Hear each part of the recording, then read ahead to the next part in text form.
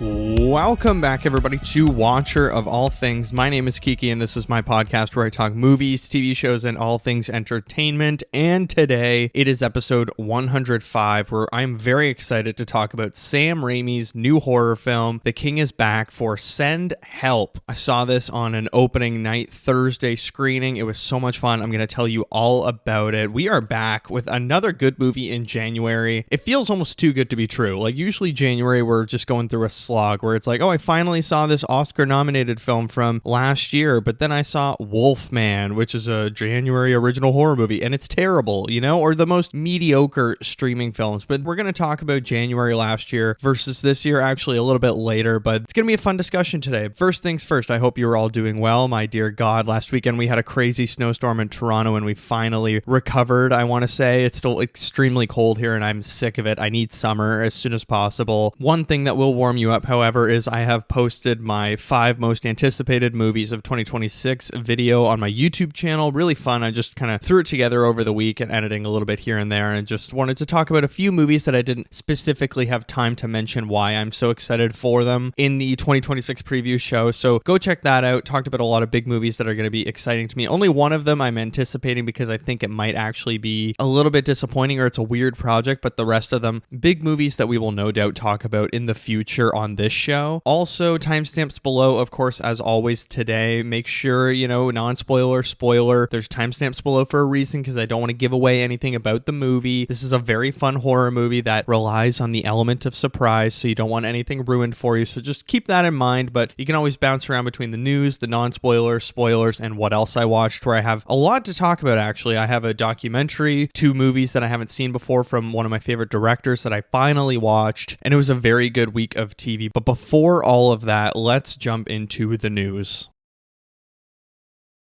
Our first piece of news is a breaking story about Josh Safdie. Well, actually, it's not a breaking story. This story had come out in, I want to say 2023, and it was public knowledge, but it's been hidden and sort of subdued and sort of stored away through various means. But according to a Good Times source, that's the film Good Time that Benny and Josh Safdie made in 2017, a 17-year-old girl was cast to play a prostitute in the crime thriller. Once on set, the teenager was thrust into a scene that involved nudity and simulated sex with actor Buddy Duress during production in New York. As part of their Verity style, the Safdies were known for using a mix of professional stars like the film's lead Robert Pattinson, as well as non-actors like Duress, who had just been released from prison. Duress, real name Michael Stathis, had been jailed numerous times dating back to 2009. While Josh watched the action unfold on his monitor and Benny stood in the corner holding the boom, Duress, who was high at the time, pulled down his pants and exposed himself to the minor. Now, of course, any director, as this statement says, that came out from, I want to say it was Page 6 that I believe broke the story.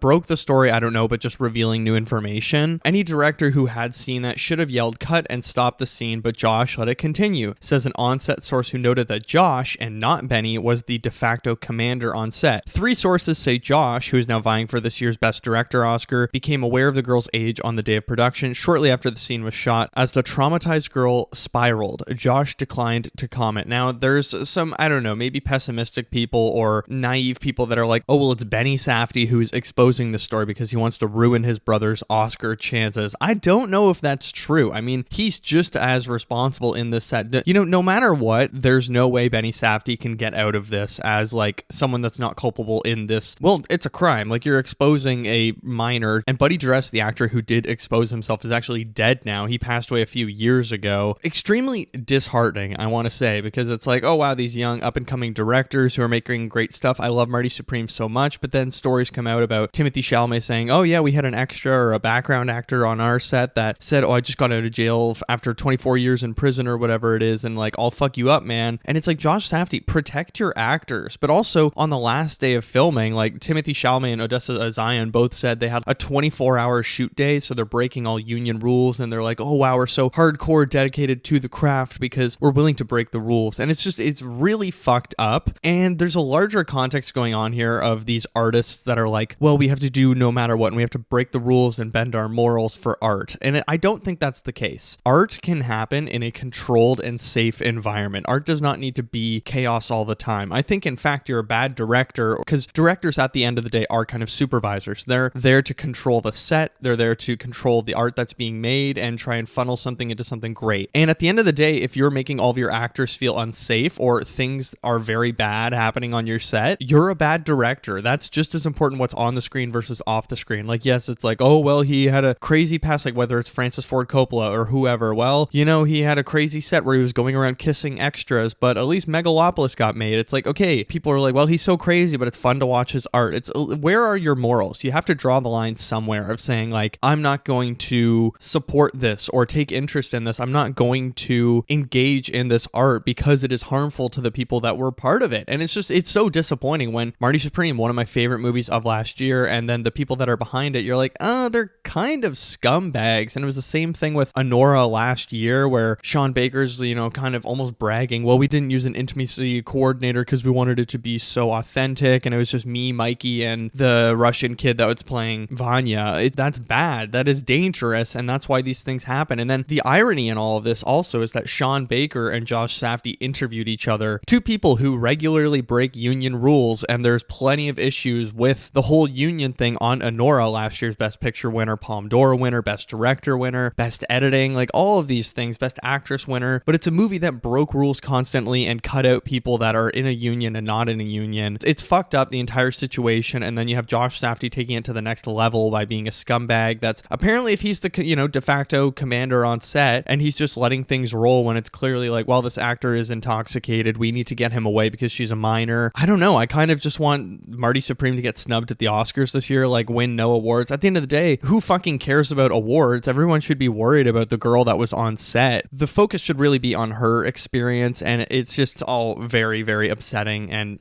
I hate it a lot. But let's move into our next story. Another story that kind of infuriated me as well. Cosmopolitan had asked Sydney Sweeney if she ever intends to publicly state her political beliefs, to which she said, no, I'm not a political person. I'm in the arts. I'm not here to speak on politics. That's not an area I've ever imagined getting into. It's not why I became who I am. I became an actor because I like to tell stories, but I don't believe in hate in any form. I believe we should all love each other and have respect and understanding for one another. One of the dumbest answers I have ever heard in my life. Sydney Sweeney is every month releasing a statement or some kind of, I don't know, new lingerie line that's backed by Jeff Bezos, or she's dating Scooter Braun. But this comment in particular pisses me off, because one thing that has really ground my gears the last few years is people trying to make the argument that not all art is political. Every single piece of media, every single piece of art is political inherently. How it was made, who made it, what it's saying, and what it's motivated by. Absolutely everything is political, and if you don't think art is political, you are immediately disqualified from engaging with the art, because you can't navigate the story, you can't navigate the dynamics that are having without acknowledging that there are politics at play. Well, why are they telling the story about a boxer who is queer, who is in women's sport and is put down and abused by her husband? Like, why do you think that's not political? How do you think that's not political when Christie lived in a system that is a patriarchal system in favor of believing men and dispelling women's beliefs and stories, and women's sports don't have the same attention that men have? Like, all of that is political, Sydney Sweeney. You were in The Handmaid's Tale, you're in Euphoria, you were in Immaculate, which is literally about, you know, a pregnant nun in a convent. Like, it's so fucking stupid. Everything she says is just so fucking enraging to me. I'm so sick of her, and I just, like, you know, silence is complicity. The more you just keep putting things off and being like, well, I'm not really political, oh, I keep that to myself, blah, blah, blah. It's like, just say you're a Republican at this point. Everyone would not be surprised. I mean, Trump has tweeted about you many times saying you're the hottest Republican or whatever, and every time that she said something, I always see that really funny 30 Rock meme that's like, that's Republican, we count that, from Alec Baldwin. It's super enraging. And there was a really great post this week, I can't remember what his name is, but I really love all of his stuff online, and he posted about Sydney Sweeney's comments and the amount of celebrities liking it, like fellow actors, actresses, directors. Like, I saw Yorgos Lanthimos, Rachel Zegler, Hannah Einbinder, but also just random others that I was like, oh damn, okay, they don't like Sydney Sweeney either. Fills me with a lot of hope that, you know, other artists are being enraged by her bullshit and being like, yes, Sydney, art is political. Fork found in kitchen, water is wet, winter is cold. Sydney Sydney Sweeney making dumb political comments or dumb comments being like,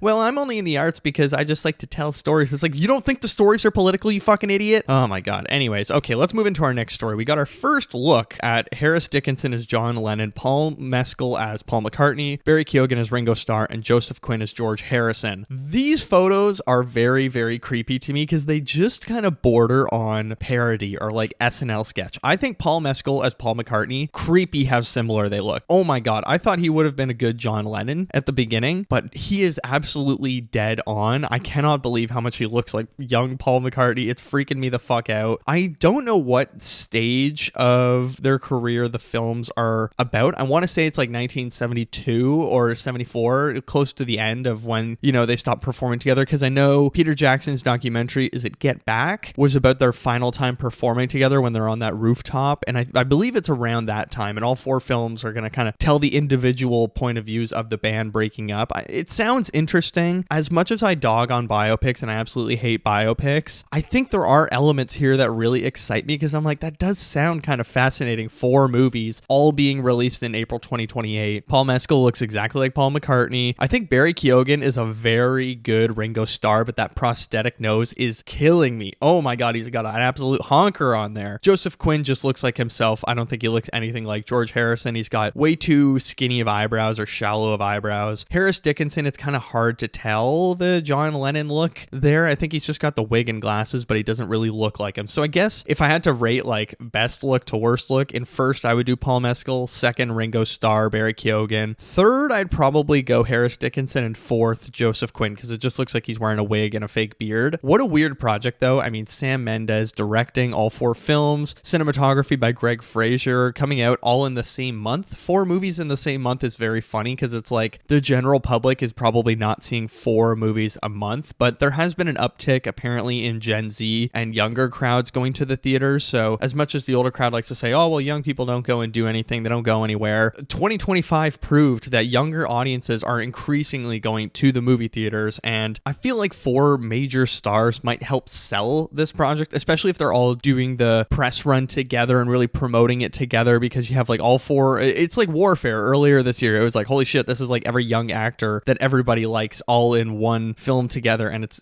just kind of crazy. But okay, let's move on to our next story. As much as I am weirdly kind of excited or skeptical / curious about the Beatles biopic, Odessa Zion, she was supposed to be in Sean Durkin's A24 film adaptation of Deep Cuts. Now, the character she was meant to portray is of Mexican heritage in the book. She is not Mexican, so when she saw that there was public outrage online of like, why are we whitewashing another Mexican character that's integral to the book, she decided to actually step away from the role, which I have a lot of respect for at the end of the day. She posted on her Instagram, "Thank you guys for bringing this to my attention. I agree with every single one of you. This is why I love you guys. I'm so sorry that this happened. It's so important for me to let you know on how it went down. I went in for Percy, but was offered Zoe instead and instantly said yes. I'm so pissed, y'all. I hadn't read the book and should have paid more attention to all aspects of Zoe before accepting. And now that I know what I know, fuck that. I'm out. I'd never take the role from someone else that's meant to do it. That should do it. That's not me. There are a plentitude of people more than capable of playing this role, and I am not one of them. I can't wait to see who ends up being." So I do want to give her some credit for kind of taking the online feedback. And we have to remember that, you know, as non-actors, a lot of the time when it's like big projects or whatever, you don't really know what you're going in for. You're kind of told last minute when you're given the script, and it's just like, oh, this is the director working on this, but you know, you don't really know the full details of the project. So she took that in. She had accepted the role on the spot, like probably a lot of actors would have, and she took that criticism to heart. She listened to people. She stepped away from the role. I think that's really brave of her, so good on her. And we could have seen that with, you know, Jacob Elordi in Wuthering Heights, because the character is dark-skinned in the book that he's playing, and yet he's been white in 2 movies with Ray Fiennes in the 90s, and now Jacob Elordi. Wuthering Heights is in a couple weeks. I don't know if I'm going to be able to see it in time for the show, but we'll see. Maybe I'll try and get an early screening ticket. I have been trying to get in touch with Warner Brothers Press, but we'll see. Some emails are being floated around. But our final story, unfortunately, Catherine O'Hara has sadly passed away at the age of 71. There are some statements out there online that I'm not really sure, but it is clear that she has been sick for the last few months, and a lot of people were hinting that it may have been cancer, and I think she was being treated actually here in Toronto. So a lot of amazing statements online, posts, and just so much outpouring love for one of the greatest, you know, comedic actresses of all time. I mean, she's known as America's mom or Canada's mom or the world's mom, really. She's a hilarious biggest Canadian icon, one of the funniest Canadians of all time. So Dan Levy had to say, quote, "What a gift to have gotten to dance with the warm glow of Catherine O'Hara's brilliance after all those years. Having spent over 50 years collaborating with my dad, Catherine was extended family before she ever played my family. It's hard to imagine a world without her. I will cherish every funny memory I was fortunate enough to make with her. My heart goes out to Beau, Matthew, Luke, and every member of her big, beautiful family." Also, they started rolling The Studio season 2 last week. It was a great shock. Of course, she was probably not in season 2 anyway because she was sick. I feel like they would have known ahead of time, but I don't think anybody expected her that it was that bad. So it was just a real shock. I know when I opened my phone, I immediately said, "What the fuck?" because it's just so out of nowhere. I feel like she's always just been a part of my life, especially as a Canadian. Like, we worship her in Canada. She is one of our funniest actresses of all time. She's one of our prides and joys. So it's very disappointing, and she will of course be remembered. She was just given an award at, I think, the most recent TIFF that I went to for like a prestigious sort of lifetime memory award, and very, very sad. But okay, we're going to talk about Send Help. Timestamps below if you don't want anything spoiled for you. Just keep that in mind. But here we go. Send Help. Send Help is a 2026 horror comedy coming in at 1 hour, 54 minutes. It is directed by Sam Raimi, who you will know from the Spider-Man movies, The Evil Dead, Army of Darkness, tons of amazing horror movies and big budget movies, Doctor Strange in the Multiverse of Madness, if you like his most recent things. Written by Damian Shannon and Mark Swift on a budget of $40 million. Reviews are currently very positive with 7.3 on IMDb, 93% on Rotten Tomatoes with an 88% audience score, 3.5 on Letterboxd with a 4-star mode. The synopsis for Send Help: two colleagues become stranded on a deserted island, the only survivors of a plane crash. On the island, they must overcome past grievances and work together to survive, but ultimately, it's a battle of wills and wits to make it out alive. The film stars Canadian icon Rachel McAdams as Linda Little, Dylan O'Brien as Bradley Preston, Adil Ismail as Zuri, Dennis Haysbert as Franklin, Xavier Samuel as Donovan, Chris Pang as Chase, and I mean, that's really it. It's an extremely small film because it's about two people on an island. Again, this is made for $40 million, which is not grand by any means, but it's not a tiny, tiny budget. It's still a very, very good horror budget. But okay, let's talk about Send Help. Here's my initial thoughts. I thought this was a really enjoyable time. It didn't absolutely blow me away, and I do have some grievances, and I didn't come out like absolutely staggered at what we just watched. Like, it wasn't a post 28 years later The Bone Temple where I was like, hell yes, I want to watch that right away. I can't wait for another one. I was like, yeah, that was fun. You know what? I enjoyed it enough. I do want to tell you guys about my audience reaction though. So I saw this on a Thursday night at like 7 o'clock, I want to say, and my auditorium was pretty full. There's like 5 rows of flat seats on the floor, and then it's the stairs that go up, and it's like a slant, I guess you could say, or sort of a upward seating all the way to the back of the room, and the entire upward part was full with a few people here and there in the floor seating. I think a lot of people just don't like to sit on the floor, but let me tell you that there were, I think, 2 moments in the film where my audience fully broke into applause, like a whole crowd applause after one specific Rachel McAdams moments, which I'll talk about in spoilers later because I don't want to give it away. And then there was another one, but then also after the film ended and the credits rolled, my entire audience just started clapping and cheering. It was really fun. I have to say, young crowd, like there was maybe a few older people, not really. I would say maybe 3 maximum. And then the other, 50 people or whatever, 30 people were all extremely young, probably in their 20s, I would say early 30s at the latest. So horror movies are one of those genres that will draw people in kind of no matter what, because it is a mystery box type genre where people just see a poster for it. They're like, oh, it's a horror movie. Let's go see it. Young people love horror movies. But also I think the fact that it's Rachel McAdams, Dylan O'Brien, and it's Sam Raimi, who a lot of people love Sam Raimi. Of course, like myself, grew up on Sam Raimi. Outside of his horror movies, they grew up with his Spider-Man movies. So he's a beloved director. And then you have 2 actors that everybody loves a lot. So I'm not surprised that it's doing pretty okay, I think, at the box office right now. I've seen a lot of reactions online of people being like, what the hell? Like, my audience cheered when it ended. And there's a lot of love going out there for this movie. And that's really fun to see, especially in January. January.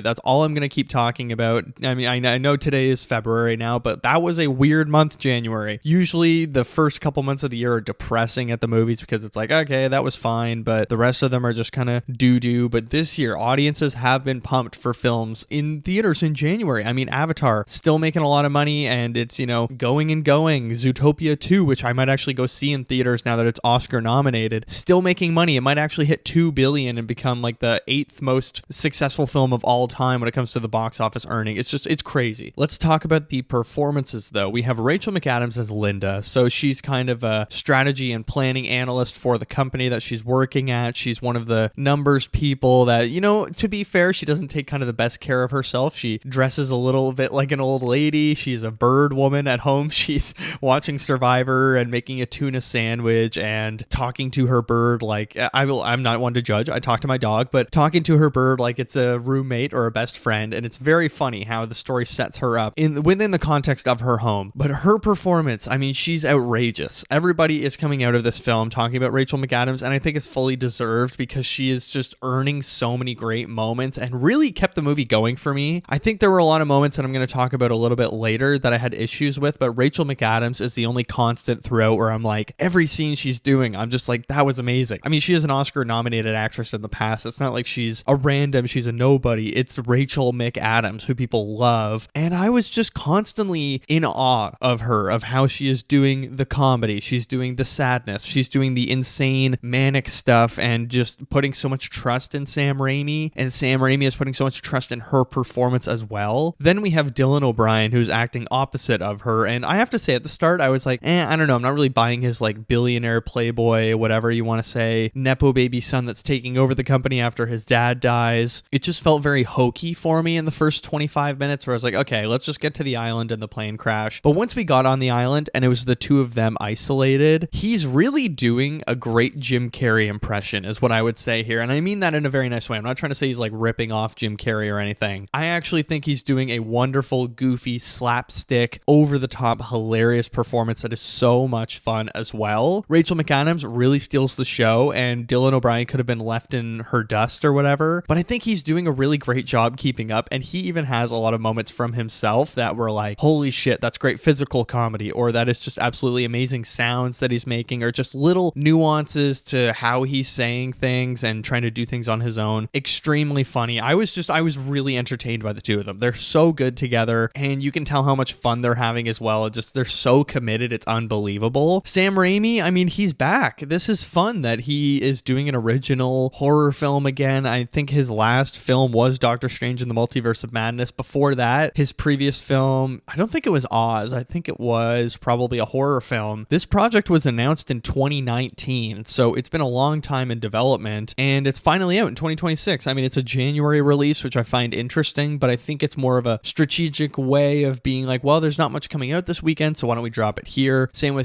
Charlie XCX's The Moment. That's probably going to make a little bit of money at the box office. I think my screenings in Toronto, there's like 4 screenings available right now. All of them are sold out, and it's a one-day showing only, which is really strange, so I'm hoping there's more. Again, it's a really weird January where there's a lot of studios that are dropping somewhat big movies, or at least medium-sized movies that people will care about, but they're dropping them in January like, it's a dumping weekend, who cares? I think it just goes to show how big this year is, but also the confidence that these studios have in these movies of like, even if we put them out in January, they will make some money. Now, that being said, 28 years later, The Bone Temple did have like a 70% drop, so it's not doing very well financially, which is a bummer because I feel like there's so much good word of mouth. Just like this movie, there's a ton of online positivity, advising other people, oh, go see this in theaters, it's so much fun. I mean, are people just cold? Obviously, there's really bad Gestapo Nazi shit happening in the United States that people are just a little bit sad right now, and they don't have energy to go out and spend their money because they're scared or they're anxious about the world. And fair enough, absolutely. Your mood outside of the movie theater matters a lot. Sometimes people can't go to a theater because they can't focus and they're distracted. I've had that. When I saw Sentimental Value, I was super stressed about something else, but the movie managed to distract me a little bit. But again, I wasn't having people in my city being abducted, so it's a little bit different. The story of Send Help, I mean, it is,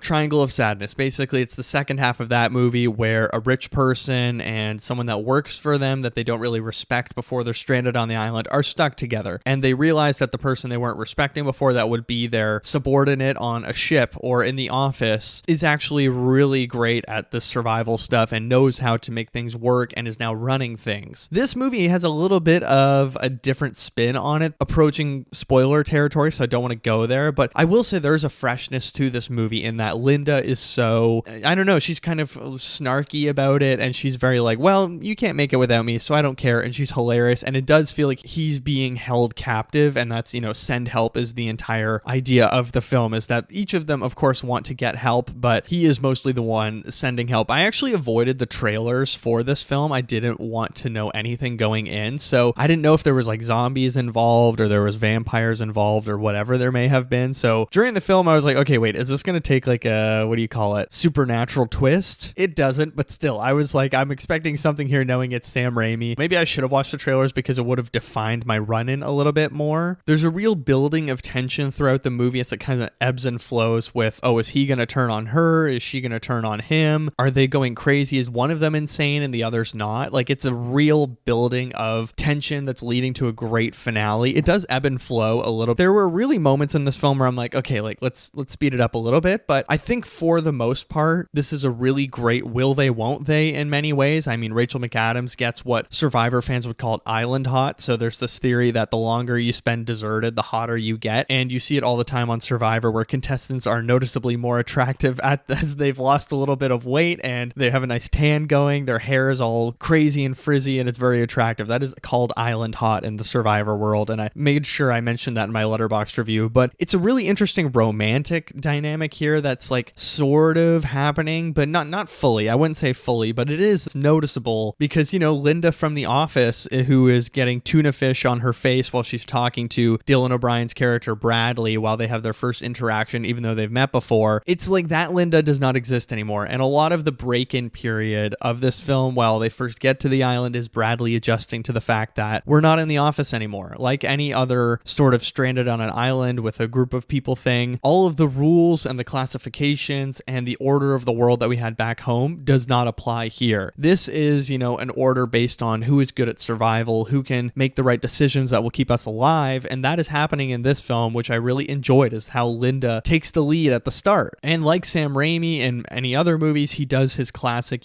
camera running through the forest and zooming in on something crazy, and we see that in this film when Linda goes hunting for a wild boar or whatever it might be. It's really fun that there's all those classic Sam Raimi-isms, but I love that he's not trying to rely on his previous films and be like, well, I just want to kind of do a modern adaptation, or I want to tell the same story as The Evil Dead or The Army of Darkness, whatever he might be trying to evoke from the past. No, this feels like a completely separate, original idea from Sam Raimi, which I enjoy a lot, and he's bringing a lot of like romantic elements that feel well written, well directed. They don't feel stuck in any box. Like, it actually feels like an honest sort of thing that would happen, and I felt a lot of that coming from the performances, how real it feels because of the circumstances. And, as soon as there's a little bit of remembering reality or remembering life back home, that's when the romance fades a little bit in some moments, I will say, but there's other moments where they have honest conversations and you can see the bonding kind of happening in front of you. The intense moments in the film, however, all the Sam Raimi-isms, I would say they're, few and far in between. I felt there's a lot of lulls in this movie where I was constantly saying, okay, like this scene's too long, let's shorten it up a bit. It needs to be a little bit tighter. There's no music, so we're just kind of in dead silence where one person is talking. It's the same shot for a minute and a half or a couple of the same shots, and I just needed a little bit more excitement or a little bit of precision, I want to say. It's just like that could have been said in a bit more of a cleaner way, but there are moments when there's a monologue and it's a really long moment and it swells to such an amazing conclusion. So it was a little bit hit or miss in that sense, where some scenes I was appreciating how long this is going on and it's just getting crazier and crazier, and then there's these other scenes where I'm like, god damn it, this is just way too long, please cut it, like cut. We don't need that line, we don't need that pan, we don't need this extra beat here, it's just not quite working, and it's dispelling the energy that we've been building and the intensity and even the fear or the tension that is so important to this film. And the gore is also very classic Sam Raimi here. I mean, it's hilarious, it's melodramatic, there's tons of screaming, it's silly. My audience, like I said, had an absolute blast with it. There were multiple reactions where people were sort of viscerally, ooh. But for myself, I think there is a real conversation about the CGI versus the practical, because there are some CGI moments in this film that kind of really took me out of the movie, I have to say. And I hate to say that because Sam Raimi just did an interview with Cinema Joe, one of my favorite film critics or podcasters, that asked him about,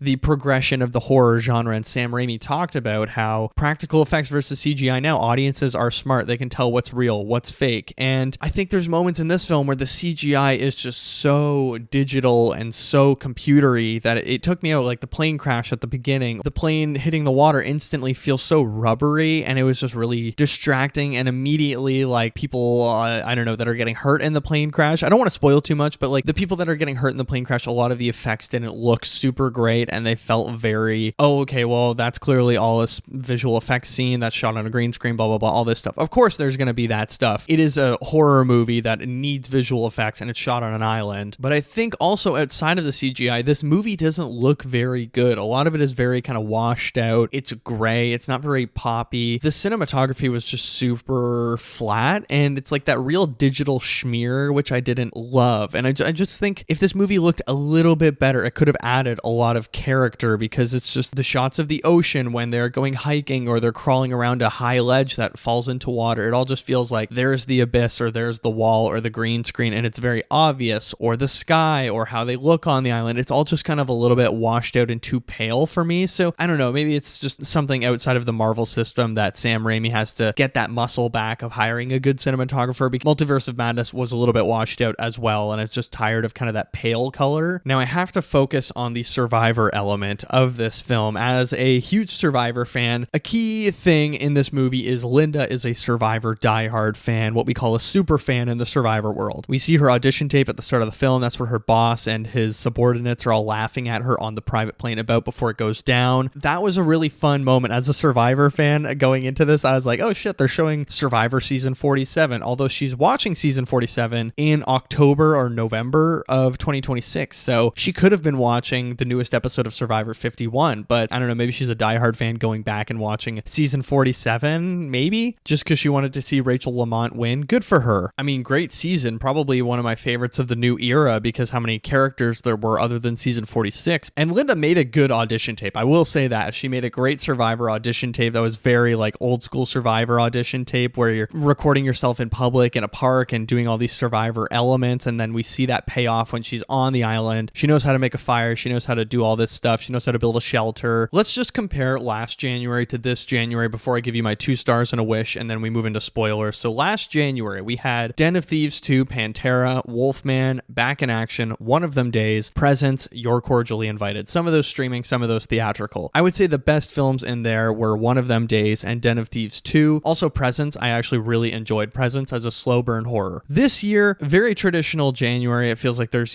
good ones, and then there's absolutely dumping movies. This year, I would say it's the same. We've had We Bury the Dead, Primate, 28 Years Later, The Bone Temple, The Rip, Mercy, Send Help, Shelter, The Moment on a limited release. 2026's January is very unique because it is just a weird amount of strong to solid movies. Like The Rip, I mean, it's a Netflix original, it's a cop film, but it's still very enjoyable. Mercy, awful theatrical release, as well as the Melania film that came out this weekend that's just propaganda and Amazon is clearly buying tickets for. Is January not the dead month anymore? I almost feel like it is February now, because I'm looking at the release schedule for this month and I'm like, yeesh, it's like Wuthering Heights and then The Moment on a limited release, kinda. Other than that, I don't know if there's tons coming out. Maybe Nirvana, the band, the show, the movie, but other than that, there's not these like huge films that are going to get people flocking to the theaters outside of Wuthering Heights. Maybe it's just going to be a Emerald Fennel month, and that's really depressing to think about. But to sum it up, I think this has been a fantastic January for me. I mean, I loved We Bury the Dead. I loved Primate. Really, really loved 28 Years Later, The Bone Temple. Loved The Rip. Hated Mercy. Send Help, I really enjoyed. Shelter and The Moment, I'm hopefully seeing next week, but certainly a January to go down in the history books. Okay, let's get into my 2 stars and a wish, and then we'll talk about some spoilers. Star number 1, Rachel McAdams is carrying the film. I think if you love an outrageous horror film performance, Rachel McAdams is giving one of the best ones of recent years, because she's just absolutely insane. She's dazzling in this film. It's hilarious. I loved watching every second of her. Star number 2, Sam Raimi is doing some extremely fun directing here that makes horror exciting. It's funny, it's goofy, it's silly, it's gory. Some of it is very gross, and it's fun, and it's just so much fun to watch with an audience of people. It just makes it special with your friends around you and strangers who are all having this bonding experience and being freaked out and laughing at this amazing movie. My wish, I think the script isn't quite there yet. It just wasn't quite precise enough. Like the story beats are there, but I think there's just a little bit of tightening up that could have happened. I feel like we could have shaved off and got this to like an hour and 45 minutes, that sweet spot. But look, overall, I had a lot of fun with Send Help, a really solid January horror film from a classic director. Spoilers, we have a lot to talk about, but there's so many great performances, some great horror elements and building of tension that have wonderful payoffs. I gave Send Help 3.5 stars. It's a very, very good, solid movie that you should go enjoy in theaters. Let's get into spoilers.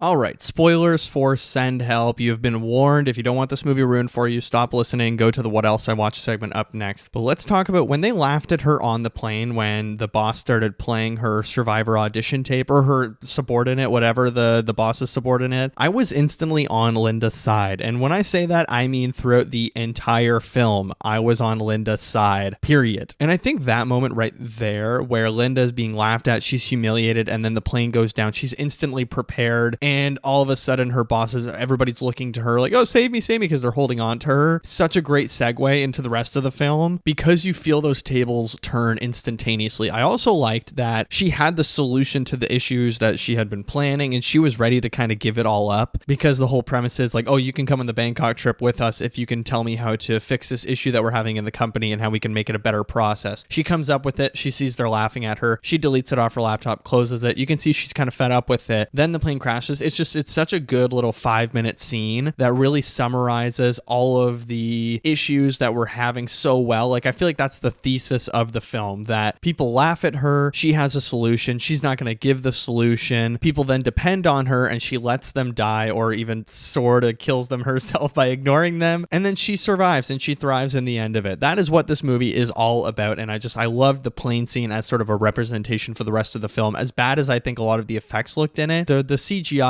flipping between real people, CGI, not using any practical effects. It just feels very computer versus real. The bonding scene by the fire, though, I do want to talk about another really effective moment there, because I was so enthralled in Linda telling the story of her failed marriage where, you know, Bradley's like, well, you've never been married. And he's just shocked that, like, oh my God, Linda has a life outside of this. And she was a certain way before. She was a wife in an abusive relationship, and her husband died because he drank too much and she gave him his final drink. And then that's when the wheels really started turning for me that, oh shit, Linda is probably lying about this whole thing. I mean, we had already seen the first boat scene where she saw that boat go by. She ignored it. She hid because she wanted to stay on the island longer with Bradley, because here she's a god to him and that's all she wanted. She just wanted some recognition, and fair enough. But I think the moment by the fire is when I really felt the movie turn for me of, oh, Linda's evil. Well, evil to an extent. Linda is holding Bradley captive, and, you know, good for her at the end of the day, holding the billionaire captive. But there was a really touching moment there after she finishes that story and he's like, I know what that's like my parents, I didn't even know them. My mom, she was a piece of shit. She beat me verbally, physically, emotionally, all this stuff. And you can really feel them bonding in that moment. And that's when the will they, won't they element really turned on. I think from there, the movie just feels incredibly solid until they start to turn on each other. Then it gets really hilarious. But there's like really good sections of this movie where it feels like they're at odds with each other because Bradley thinks he can do it on his own. Then she's taking care of him and he's willing to be nice to her. Then they're bonding and possibly even falling for each other a little bit, or having a bit of an island fling. But then it turns into like a classic horror movie where he realizes the jig is up. Then the house is exposed at the end. It's just a really good sections to this movie where we get to feel all of the emotions that I enjoyed a lot. And the slow hints throughout the movie that Linda has been faking it the whole time. I don't really know how I didn't catch on to them. And I saw a lot of people online as well being like, I didn't suspect that Linda was faking this until we saw the house revealed at the end. Like, I didn't think, oh yeah, she got that knife from a house, or she's getting all of this fish and this food and whatever from a house. And yet when the house is revealed, you're like, well, duh, there's no way she could get a perfectly sharp knife that looks brand new. It didn't wash up from the ocean. It would have sunk. It's a metal. So very funny how naive the audience can feel and how much we trust Linda. And I think that's some of the effectiveness of the writing. As much as I don't think this script is perfect, I think it does a good job making you believe in Linda and love Linda and willing to forget her blemishes or the fakeness that she has, because she's just Linda from strategy and planning. As much as Bradley says she's from accounting, she's from strategy and planning. And that's what this whole thing is. It's all about strategy, planning. How can she win Bradley's trust? How can she get him to really depend on her and slowly wither away his hope, I guess you could say, of being saved? But by building up Linda as this underdog and this hero, you don't want to think that she's doing these bad things or oh, she actually has all this secret stuff hidden away at this holiday home that happens to be on the island after she saw that boat. Like, you thought maybe that boat was just a rescue mission that had come from mainland Thailand and looked for them, but it's actually just because they're at the vacation home, and it made me feel very stupid. But I like when movies make me feel stupid because I fully want to believe our hero. The castration scene, that was a big moment in my auditorium that got a massive round of applause when she's giving this incredible monologue about, you know, castrating him and talking about taking away his manhood and how, oh, we're gonna do things differently on the island now because you need me. And it comes right after Bradley has poisoned her the night before with those yellow berries that are on the sort of cliffside when they're walking together because she wants to show him around the island. Really, really funny scene, but it's also incredibly dark, and Rachel McAdams is just nailing this monologue. Bradley unable to move because of the poison squid, the blue ring squid that has the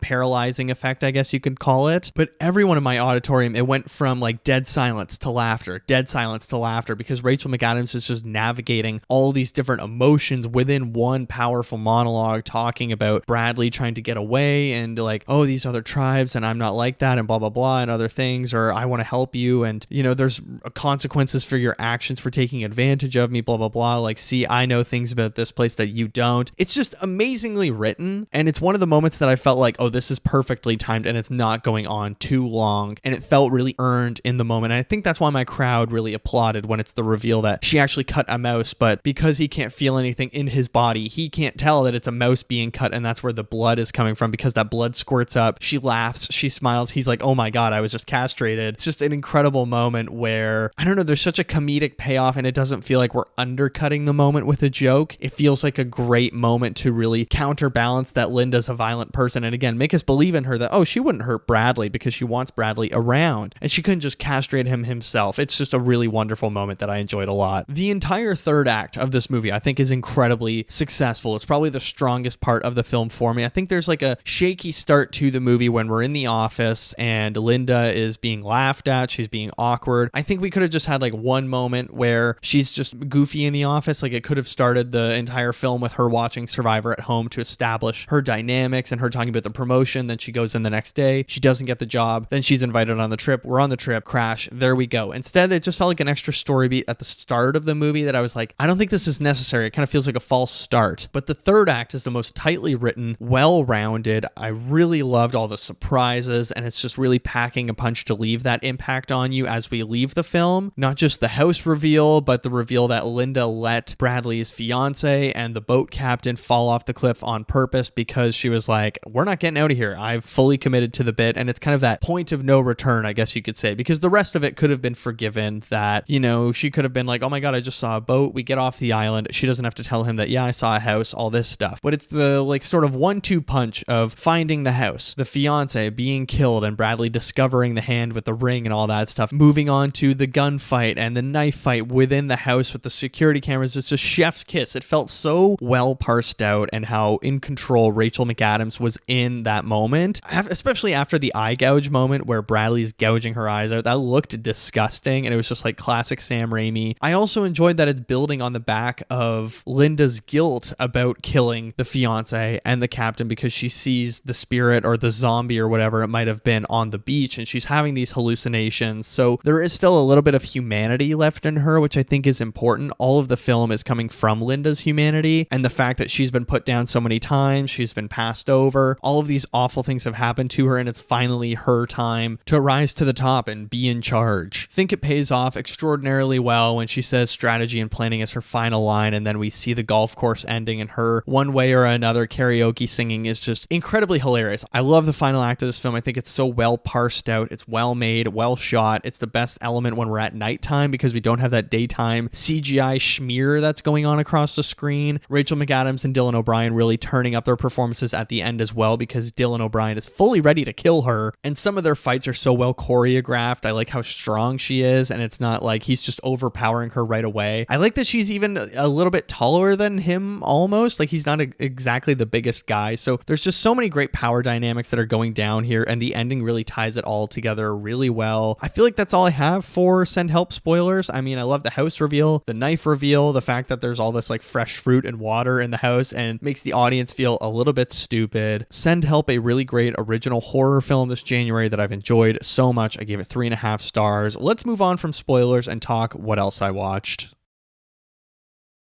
All right, what else I watched? I have 3 movies, well, one of them's a documentary, 4 TV shows, and 1 comic book to talk about. Let's start with the comic book. Uncanny X-Men Volume 2 Broken. I love the shift in art style that we've had. It's still Brian Michael Bendis, who I think is very good for the X-Men. In fact, I think this run has been incredibly entertaining, and I will be getting the omnibus at some point. So it's great. I'm going to be finishing in that. I'll probably post a video on Monday for my comic collection read-through series, but let's talk about some TV shows. Survivor Season 18, Tocantins, we are finishing it. We only have, I think, half an hour left in the finale. We're down to the final 2 of JT and Steven. Of course, JT wins this season. I think he's just like dominant throughout the season. He's winning every challenge strategically. He's all over people. It's such a entertaining season, although I don't think it's a super great season of Survivor, but it's one of those seasons that has like such memorable people that would go on to be great in the game, whether it's Tyson, Coach. I mean, we just had Coach's Final 5 vote out, and oh my dear God, it's like Jesus being crucified and dying for our sins because he's going to redemption and not having any food, and he's not having water, and he's meditating the whole time, and he's limping in the challenge and all this stuff. It was so funny. Really enjoying season 18. Our next season is going to be season 20, I believe, which is Heroes versus Villains. That's going to be a big deal because I've not watched that one in at least 20 years, I want to say. So it's going to be very exciting to go back, watch all of the classic heroes coming back versus the villain tribe, which is just hilarious. It's my girlfriend's first exposure to Russell Hantz, which is going to be a big deal because he's one of the greatest villains of Survivor, just an absolutely despicable human being. But yeah, season 18, I don't know, I've been really enjoying it. We're going to watch the live reunion where it feels like Jeff is doing a lot of digging at Coach and really making fun of him in front of the group, and it's like almost a little bit mean-spirited. I mean, that's how Jeff used to be. He would make fun of contestants a lot at Tribal Council, whether it's Eric, Parvati, all of the women that were good-looking or maybe not the brightest. Also, he would make fun of and be like, well, you're used to attention, blah, blah, blah, all this stuff. Anyways, let's talk about The Pitt, season 2, episode 4. I thought this was the first episode this season that just really hit. Like, wow, we have some momentum here. I love all of the performances, but the storylines are just really working for me. Not even necessarily the patient storylines. Like, I'm interested in that somewhat, but the doctor storylines are just really taking off, with Dr. Al-Hashimi starting to like Robbie a little bit or start to flirt with him. It feels like there's a little bit something there with a little bit of bonding. I don't know. It's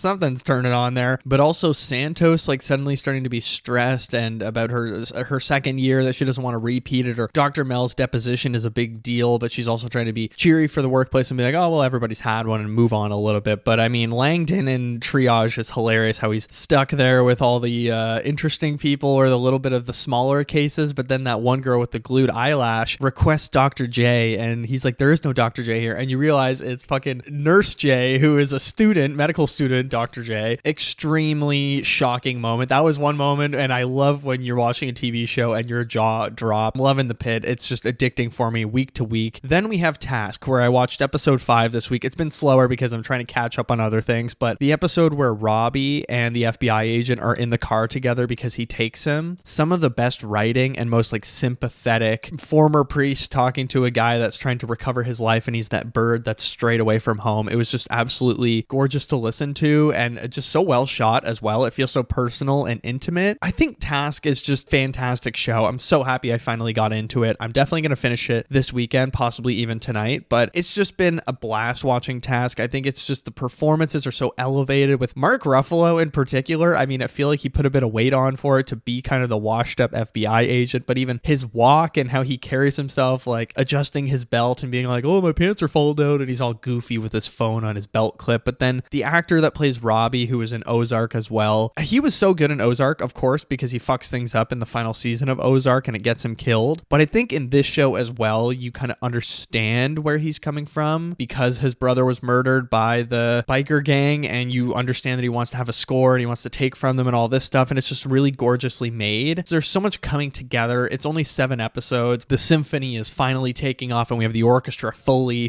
playing with all parts of the band. Really great stuff. I love Task. But finally, I watched a couple episodes of the Batman animated show. I'm on season 3, episodes 6 and 7. I'm not making a 6-7 joke. Just stop right now. I'm trying to finish it, but it's just like one of those shows I keep coming back to when I'm bored around the house and I'm like, okay, I'm just going to throw something on while I do some work. It's like very much my background show right now, which I think everybody needs in life. But I'm intending this week to finish Task. I'm going to start Wonder Man because it might be our topic next week. Survivor, I mean, it's coming back soon, so we're trying to power through those shows, and every weekend we're trying to watch a season. So we have probably 5 or 6 seasons left before we get to 50, so we got some serious Survivor to watch. I'm also trying to watch all the Oscar nominees, but speaking of which, let's talk about the movies I watched, starting with 2 Christopher Nolan films. I decided, you know what? I haven't seen all of Christopher Nolan's movies because I was missing Following and Insomnia, so I watched them this week, starting with Following, which is on Mubi right now. Actually, I think it's taken down from Mubi because when I clicked it was like 6 days left, and I also got a special offer from Mubi, 3 months for $1. I've gotten that 2 years in a row now. Hell yeah, perfect for Oscar time. But Following, it's a 70-minute Christopher Nolan film. It's his debut as a feature director, and it's a really interesting story about this guy that's a writer, and he follows people around the city to sort of develop characters in his head or see how people act in the real world to flesh out his stories. And it just starts as like a really intriguing premise of, okay, we have a writer that follows people around, but then he starts to become a little bit more obsessed with people, and it gets him into some trouble, and he becomes a burglar with this guy that he was following around who is a burglar and goes into people's homes wearing a suit, looking like he's a businessman that's supposed to be there, you know. And it's just a really interesting premise that kind of hooks you in right away, but it has so many of those raw classic Christopher Nolan elements that he's done in his career, whether it's telling the story as non-linear as possible, where it's like random scene, random scene, random scene, but then there's the one scene that reveals how they're all tied together and what the actual order is of the story. It was just like so good, and it's just, I don't know, he had the juice from when he was young, and his first film, I loved it. I actually had a really good time with Following. The performances, pretty bad. In fact, they're not very convincing. They feel like they're in a play audition a lot of the time because there's not a lot of editing or the camera changing so they can bring a little bit of different energy from a different angle. Like, it doesn't feel like the directing is helping the storytelling a lot of the time. It's sort of just capturing, and we're more of a witness to what's happening, versus in his newer films with the cutting and things that we're showing, it's much more visual storytelling. As much as I think Christopher Nolan has grown as a director, of course, there are still classic things that he's developed, like the nonlinear storytelling, but the focus on personal items throughout the movie and explaining those personal items, and sort of personal items representing character arcs as well. So we have this strip of photos from a woman that we don't really know at the start of the film that he's become obsessed with, and we see random scenes where he's holding it, and the meaning of those strips of photos kind of change over time. And it's a really classic Nolan thing to use personal items. Like in Memento, we have the Polaroids of "Do not trust this man, he killed your wife." Even in The Dark Knight, there's Harvey Dent's lucky coin, or the Joker card, or even Joker's scars that are slowly revealed throughout the film of what's the real story, what's the fake story. The Dark Knight Rises, we have the origins of Bane, I guess you could say. And Interstellar, the personal items could be the bookshelf. I feel like that's a good one, with the dust on the bookshelf, or the watch. Inception, we have the totems that everyone on the team uses to tell whether it's reality or not reality, specifically Cobb's. In Tenet, we have Neil's bag charm. Like, just always, Christopher Nolan always focuses on a personal item in all of his films that we can really set our eyes on, that will help us tell the story and revolve the characters around a personal item and how they change the meaning of that item from start to finish. Really cool. I gave Following a 3.5 out of 5. I thought it was a remarkably strong start for a director. I was entertained. I was bought into the premise right away. It's an hour and 9 minutes. Like, what's not to like? After that, I watched Insomnia, which is a film he made in 2002. I was thinking I would watch his entire filmography this year, and I will, so I'll probably go back to Memento next, but I also want to finish PTA's other 3 films that I want to watch. So Inherent Vice and Phantom Thread I've never seen. Licorice Pizza I saw in theaters, but I still want to rewatch it. So I'll finish PTA's filmography over the next little while as I'm doing the Oscar nominees, as well as I'm going to work my way through Nolan's filmography up to The Odyssey in July. But Insomnia stars Al Pacino, Hilary Swank, Robin Williams, just a great early 2000s cast that I love so much. It's a really fun premise as well, like Following, where they go to this town and it's in Alaska. Fun fact, my cousin told me that a lot of this movie was actually shot in this particular island in BC where they used to vacation. Blew my mind, because a random connection to a Christopher Nolan film. But the fictional town in Alaska, or I guess it's a real town, but where they were shooting, it's sunlight 24/7 at this time of year, so the film's called Insomnia. insomnia because Al Pacino, the detective, doesn't sleep for like 6 days in the movie. And it's one of those films, and maybe it's just something that I am particularly interested in, where watching it feels like a fever dream and it really starts to play with your mentality. Like, I felt myself getting more exhausted as I was watching it, and I was like, oh my God, like, yes, I started watching it at 8:45 in the morning on a Saturday, but still watching Al Pacino slowly get more tired and more tired. Just like Linda in If I Had Legs, I'd Kick You, played wonderfully by Rose Byrne. The more exhausted a character gets, the more it kind of weighs on you. And it's so effective from Al Pacino here. I really, really enjoyed this film, and the fact that Robin Williams' character, who is the murderer, witnesses Al Pacino kill his partner, and now it's kind of a you scratch my back, I scratch your back, and they're in this together, and the insomnia is playing with him, and Robin Williams' character used to have that as well. I think it's pretty well directed. I would say a little bit better directed than Following, although there's some action set pieces where there's so many cuts and weird focuses on footsteps going through the rocks, or like these epic moments that it's kind of parkourish that I don't think totally worked out, but predictable. But the performances are good enough. You kind of look past a lot of the sins of the film. Hilary Swank is really good in the film as well, although she's underwritten. I gave it 4 stars. I thought it was really enjoyable. But my final thing that I watched this week is one of the Oscar-nominated documentaries. I was hoping to crack through 2 of them yesterday, but I only had time for 1. So I watched The Alabama Solution, which you can watch on Crave right now. The synopsis for The Alabama Solution: incarcerated men defy the odds to expose a cover-up in one of America's deadliest prison systems. So this is about Alabama, where the prison system is possibly the worst in America, although one major revelation of the documentary is that this is actually happening all over the US. But it's essentially legal slave labor, which isn't a new thing. I knew this before. If you've watched the 13th Amendment, slave labor is technically like still legal pretty much in the United States of America, and is still happening. But the thing about this documentary, The Alabama Solution, is there is a murder because a bunch of the guards beat an inmate to death, and the prison system is covering it up, saying, oh, he was wielding weapons and they had to defend themselves, when there's witnesses that are all these inmates getting in touch with the documentary crew and trying to tell the story about this. It's fascinating because it just goes to show how much the Alabama government is willing to cover up their own asses when the DOJ and the federal government are trying to press the Alabama prison system into becoming reformed. But it's just a really strange battle of wills and wits, and we get the personal story of the mother of the man that was killed, and then we also get so much testimony from the inmates themselves, because there's a huge thing about contraband cell phones where the guards are actually selling cell phones to the inmates, and they're all FaceTiming and talking to the documentary makers. So one thing I really want to give credit with this documentary is that it lets the inmates kind of tell the story themselves. There's so much focus on their testimony rather than, you know, a host or whatever walking us through the documentary and be like, next I met up with this person, and, you know, getting their classic scene where they're so shaken up by what's happening. And we don't really get that. It's all the inmates' shock. It's the real emotions. It's the real thing. Phenomenal documentary that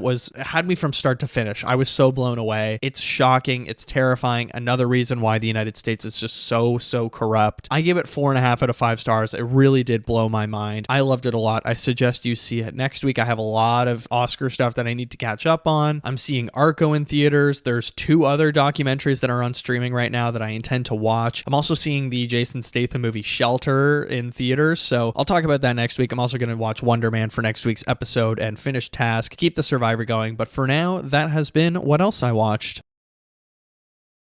And in fact, I think that's going to do it for episode 105, Send Help. What a fun little time we had with Sam Raimi this week. Thank you for a great horror movie that had my audience in applause, Sam Raimi. Just again, check out the YouTube video that's on my channel right now, talking about my 5 most anticipated movies of the year. A lot of fun. Go enjoy that. But as always, please rate and review the show. 5 stars wherever you get your great podcasts like Watcher of All Things, whether it be Spotify, Apple Podcasts, Amazon Music, Acast. We are, of course, an Acast-produced show. On Spotify, you can comment right underneath the episode. What movies are you looking forward to this year? What did you think of Send Help? What are your crazy predictions for Oscar season? I don't know. Let me know down below. If you're on the YouTube channel, check out all of my monthly videos that I'm doing, as well as a new one, like I said. Like, subscribe. If you want to get in touch with the show, you can email me, watcherofallthings@gmail.com, and find me on social media. Instagram and Threads are just @watcherofallthings. The TikTok account is @watcher.of.all.things. I post on social media every single day. There's videos there all the time of doing random little things, whether it's memes or, I don't know, I talked about following a little more in depth of what I thought of it and stuff like that. Or I do every Thursday, I do a focused review on a new release of the week. So lots of fun stuff on the social media. You can also check out my personal Letterboxd account, KikiJ70. That's KIKIJ70. Follow me on there, comment under one of my reviews that you found me through the show, and I will follow you back. Let's build a little community. Next week, it's either going to be The Moment, if I can get tickets for it, because right now it's limited screenings for some reason in Toronto. So if I can get tickets, I'll go see The Moment and we'll talk about it. Otherwise, we're going to talk about Wonder Man, the new Marvel show that's on Disney Plus, because apparently it's very good. And I think it could be a lot of fun to talk about the meta text of it all, but that will be next week. For now, thank you all so much for listening. Thank you all for the kind words I get from you every single week. It's so much fun hearing from you. I hope you're surviving this hellish cold winter, staying hopeful in these very troubling and dark times. Remember the light at the end of the tunnel. Take care of yourselves, and I will see you in the next one.